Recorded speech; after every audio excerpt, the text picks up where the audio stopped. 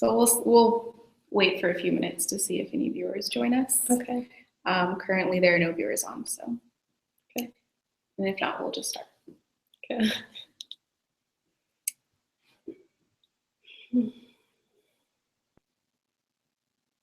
Yay, there's one viewer. Okay, we'll go ahead and start. So welcome everyone, and thank you for joining Coro Pittsburgh for this information session and interview. My name is Rebecca Lobley, and I am the Recruitment Manager for Coro Pittsburgh. This afternoon, I will be interviewing Mary Parker, who is a 2012 graduate of the Coro Pittsburgh Fellowship in Public Affairs.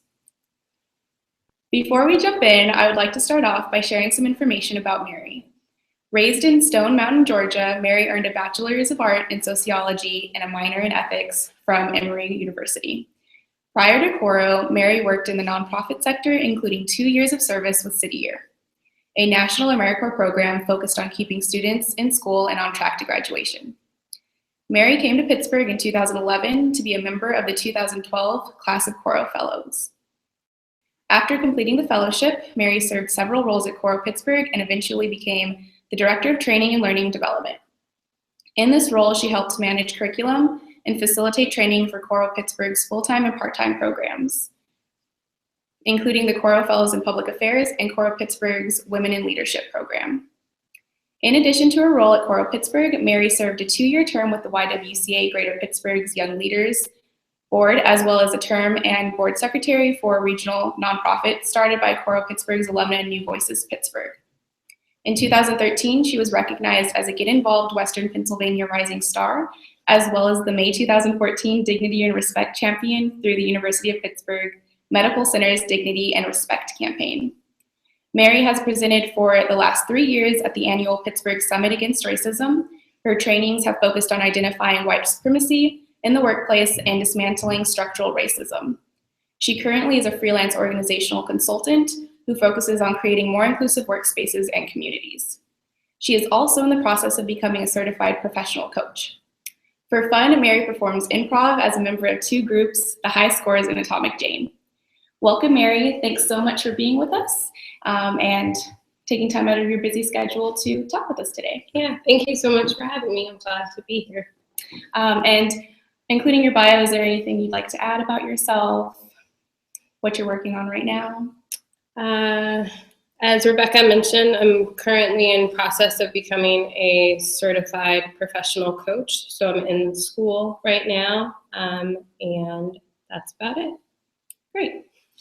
So as many of you may already know, the Coro Fellowship is a 9-month full-time leadership development program, similarly to many AmeriCorps programs. However, there are unique differences that as an applicant you should be aware of. That being said, Mary is in a unique position as you've served 2 terms in AmeriCorps before participating in the Coro Fellows program. With so many candidates coming with an AmeriCorps experience, can you elaborate on the differences between AmeriCorps and the Coro Fellowship in Public Affairs? Sure. So I think one of the biggest differences is probably how you're going to work together. Within the Coro Fellowship program, you will have different group projects, and a lot of your time will also be spent pretty independently. So while you'll be part of a cohort and will meet regularly and weekly in seminars, you'll have a lot of time apart from that group. So I think that that's one of the biggest differences, whereas with AmeriCorps, you're kind of with a team consistently throughout the week, in addition to a larger cohort on training days. Great, thank you. One question following up to that. What value did your AmeriCorps experience bring to the Coro Fellowship? Yeah, so having served 2 years in an AmeriCorps program, I was familiar that there would be challenges in working with a group. And I think that it allowed me to recognize when those challenges might be coming up and to be able to adapt quickly and take on leadership roles within the cohort to try to absolve conflict when it did happen. Great, thank you.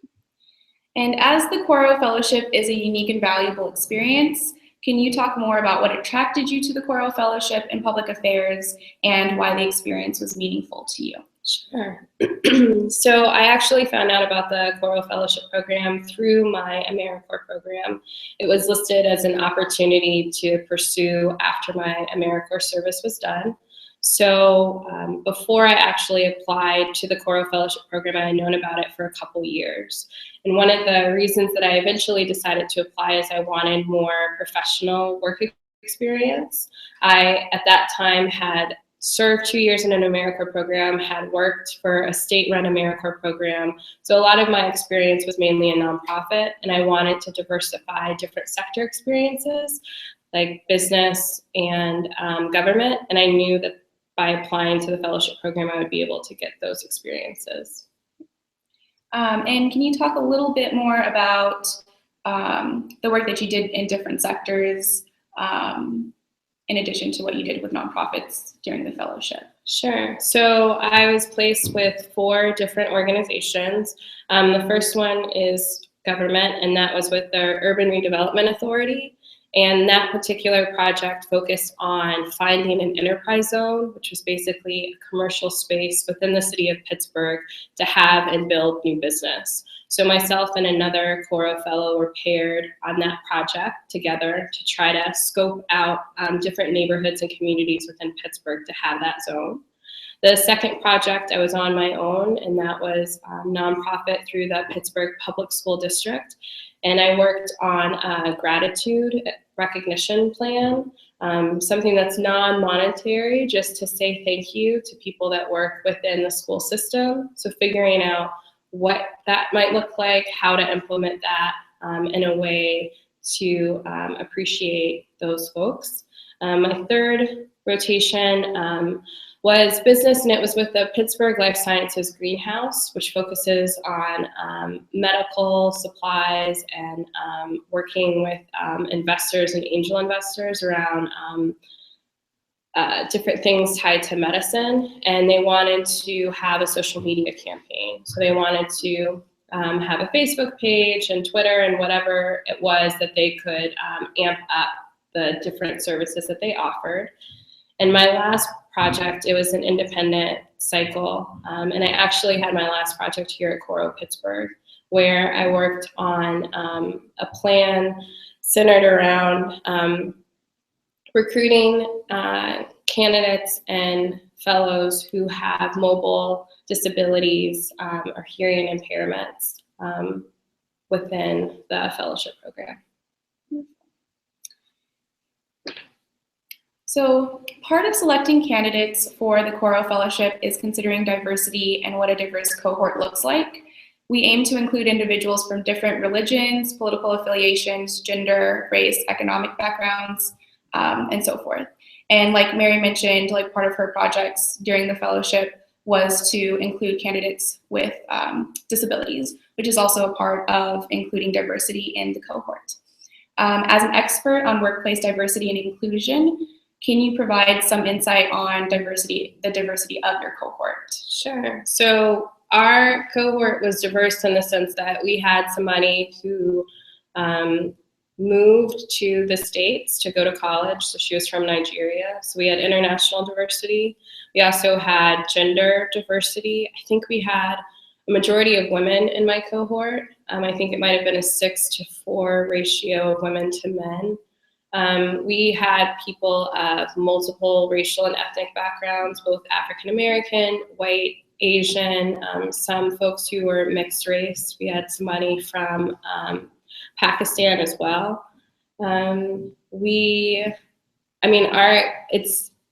recognize that like one of the challenges of having political diversity, it's difficult within the cohort. So I would say that most of the folks in our cohort were Democrat, so we didn't have a lot of political diversity. We did have a lot of work experience and right out of college diversity. So we had a handful of fellows, myself included, that had at least 2 to 4 years professional experience. We also had some fellows who had graduate school experience, and then we had a handful of folks who were coming right out of undergrad. And so what were the benefits of working with such a diverse group of emerging leaders? Yeah, definitely diversity of thought. I think that with any group of people, when you have any type of difference between you, you're going to approach situations differently in terms of how you might problem solve them, how you might be receiving the information or understanding what's going on.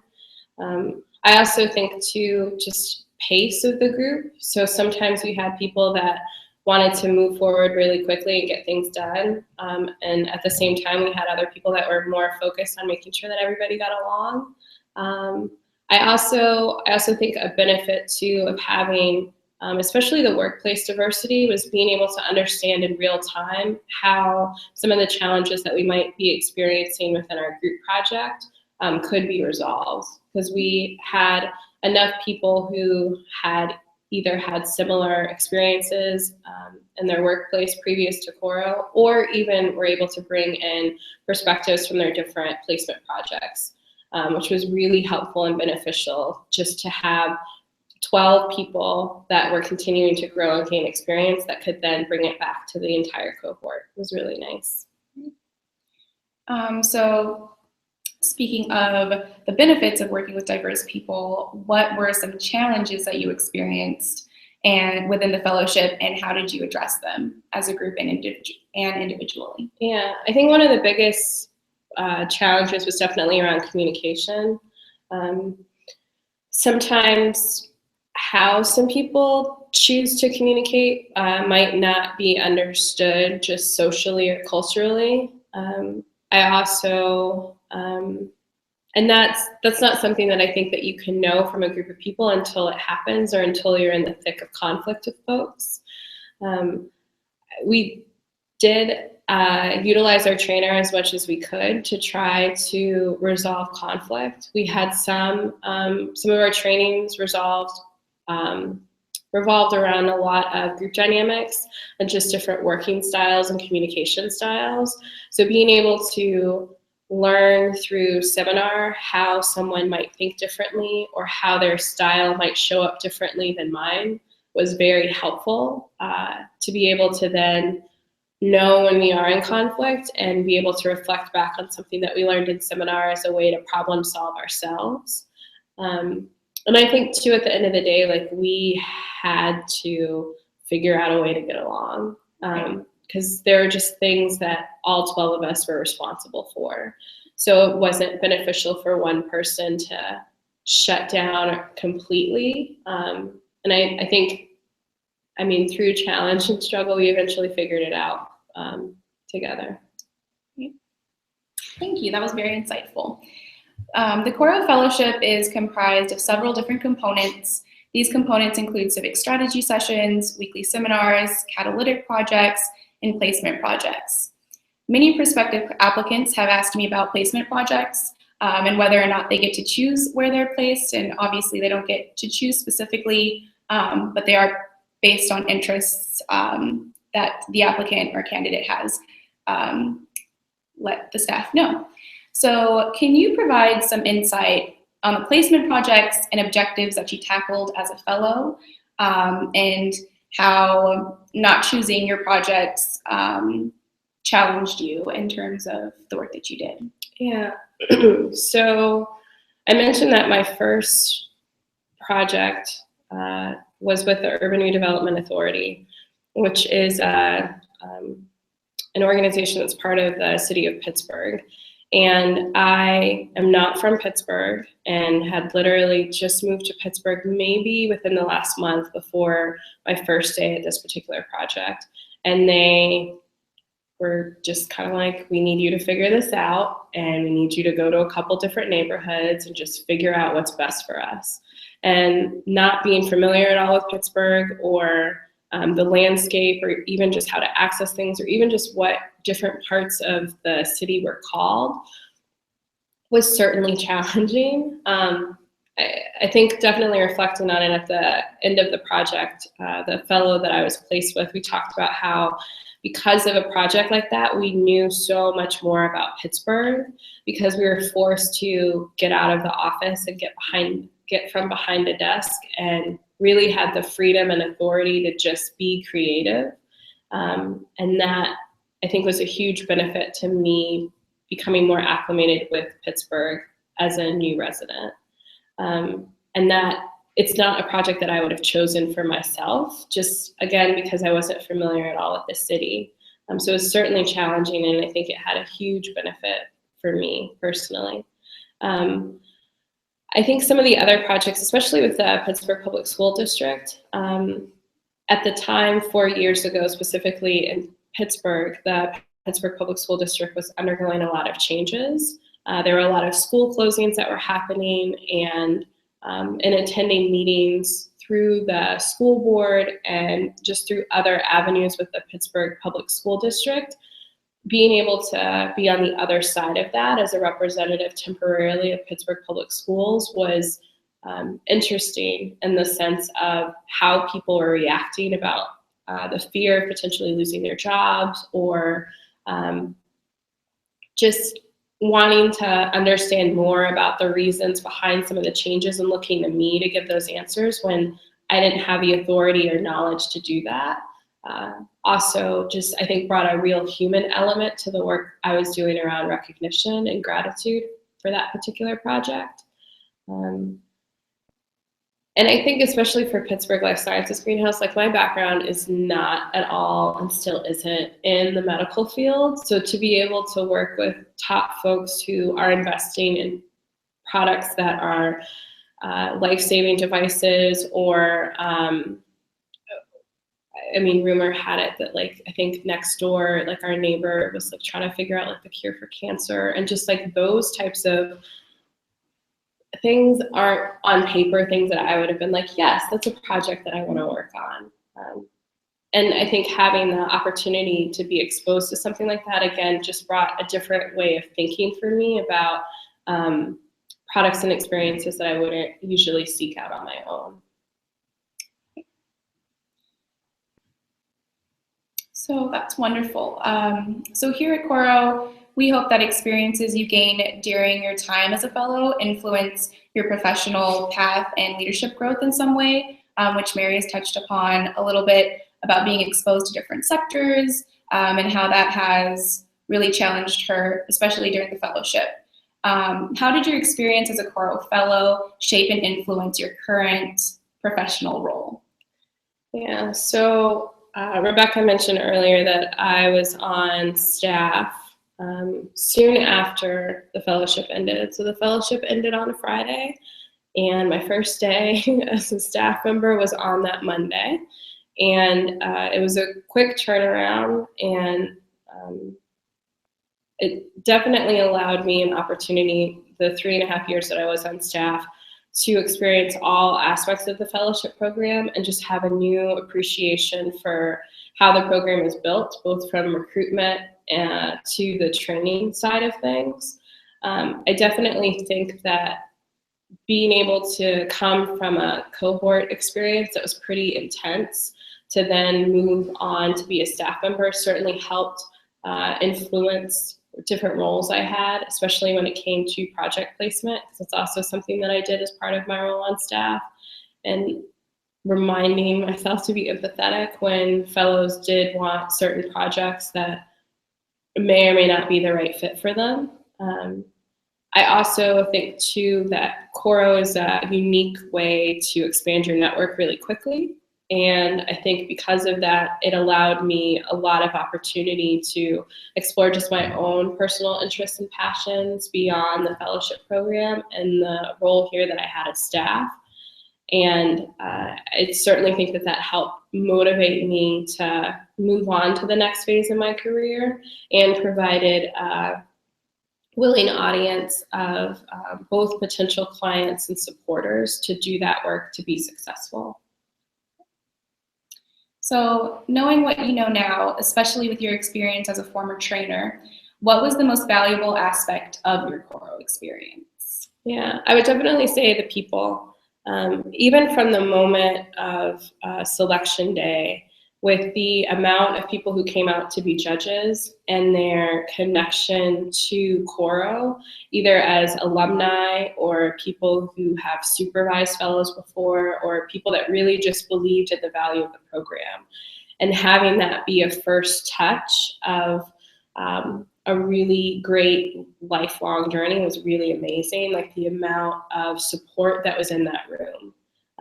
And that's something that I think about often because I'm still in touch with some of the selection day judges from 4 years ago, I guess 5 years ago when I was selected.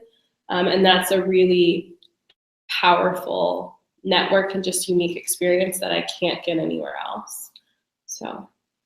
And talking about selection day judges and just the different people that Coro works with and the fellowship and the fellows have contact with, can you speak to like their diversity, like maybe what organizations that they come from,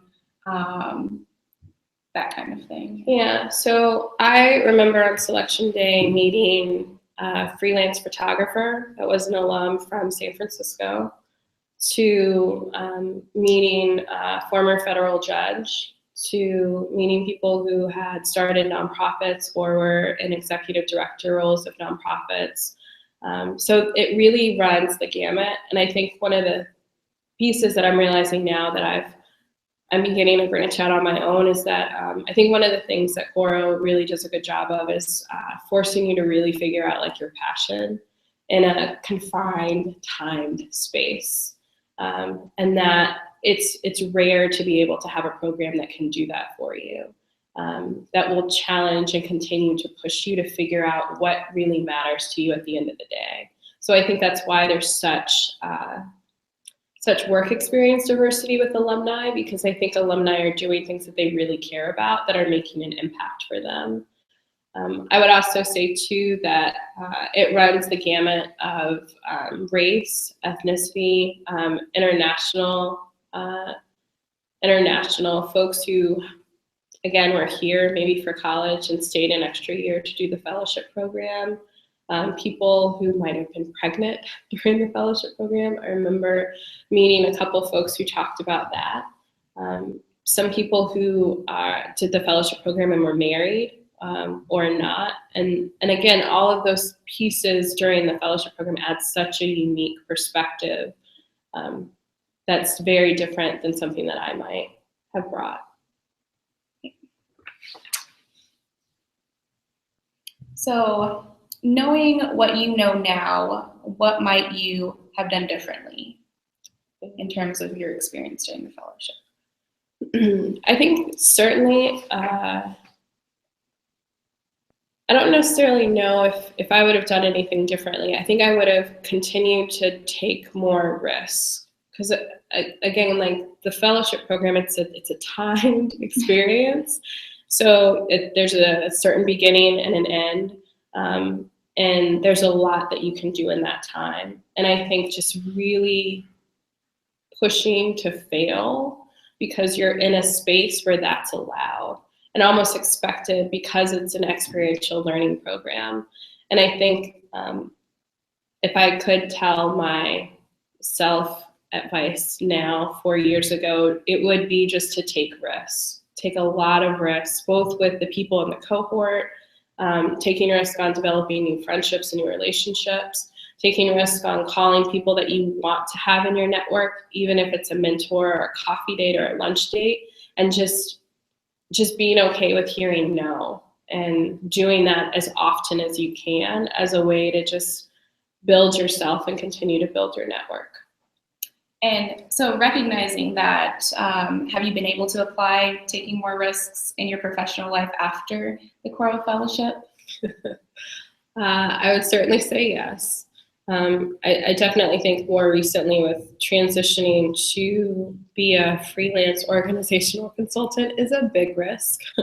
And it's one that I'm really comfortable with. And I think I'm comfortable with it because of both experiences as a fellow with diving into projects that I had no idea what I was doing, and being able to have that support from staff to pursue things that I'm really interested in. And I think too, one of the unexpected things that just in this moment I'm realizing that I have with me now is it's almost as if you have like 11 or 15, depending on the center, consistent supporters for the rest of your life. Like they know what you've been through. They know how challenging things are. And people are going to be really excited about whatever it is that you have going on next, and be really supportive of that. And I think that that's a very unique piece that you get from being a fellow. So, and we talked about you being on staff. In your role as a Coro staff person, I know that you've had some experience with the National Coro Alumni Network. Can you speak to its value and more specifically how you've been able to utilize it? Yeah, so the Coro Alumni National Network, I would say, is pretty spread out. So Coro, just organizationally, has 5 different centers, and alumni span the globe. So I think definitely it's one of those word of mouth, and if you ask, you'll receive it pieces. So there are a lot of alumni that happen to congregate and live in DC. So I think annually as staff, when the Fellows Program would go to DC for National Affairs Week, being able to gather alumni in DC for a social event during that week while fellows are there was incredible.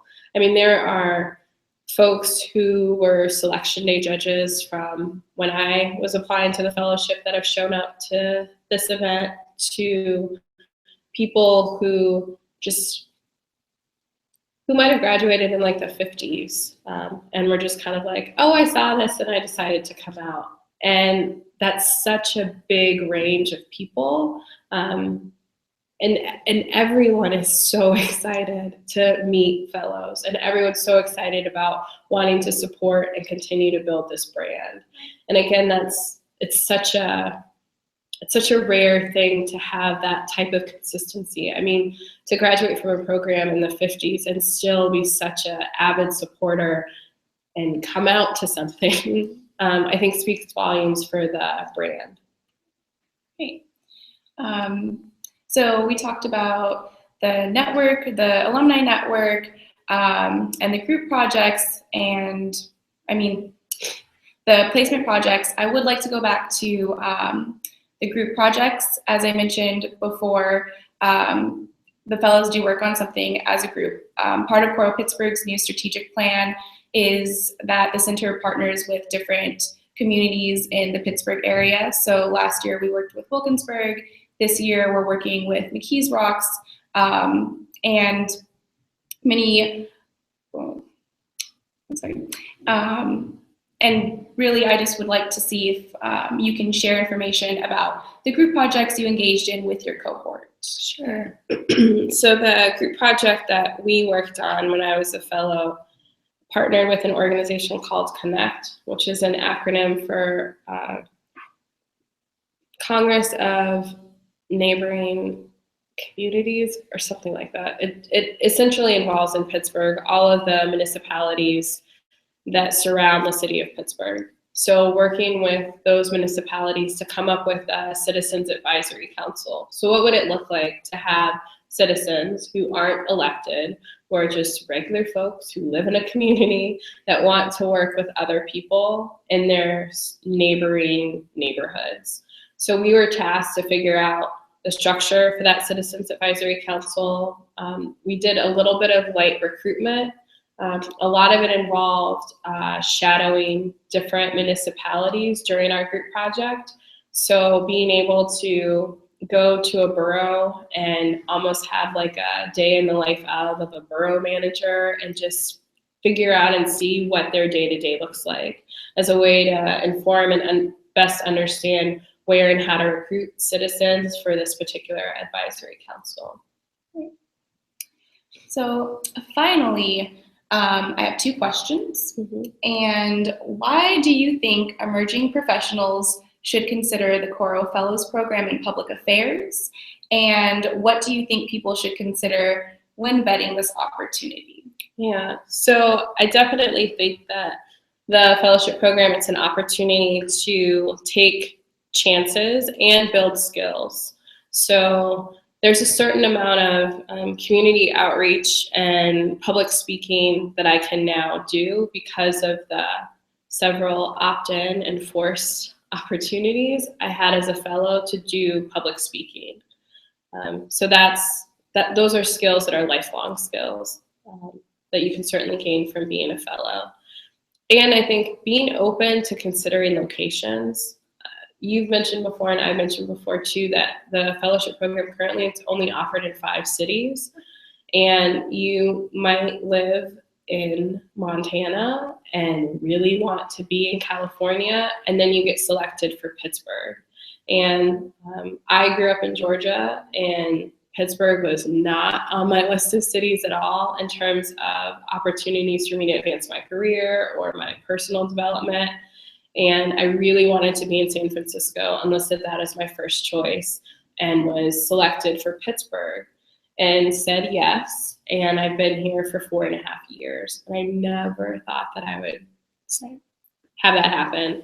And I think that that's what happens to a lot of alumni of the fellowship program. You end up being selected for a city that you might not have considered before, and you stay. And that's such a unique opportunity because you spent 9 months building a network that you can then utilize after the fellowship is over. That's very different than I think other fellowships or jobs that you might have, where you pretty much have to start from scratch and on your own. Thank you, Mary. Yeah. So from this point forward, we're going to transition to viewer questions. If you have any questions, there is a Q&A feature, and you can enter in your questions in the queue, and then we'll answer them from there. If there are no questions, then we'll move on to closing remarks, but we'll take a few minutes just to let you guys ask any questions you may have for myself or Mary about the application process, her experience, anything in regards to the fellowship.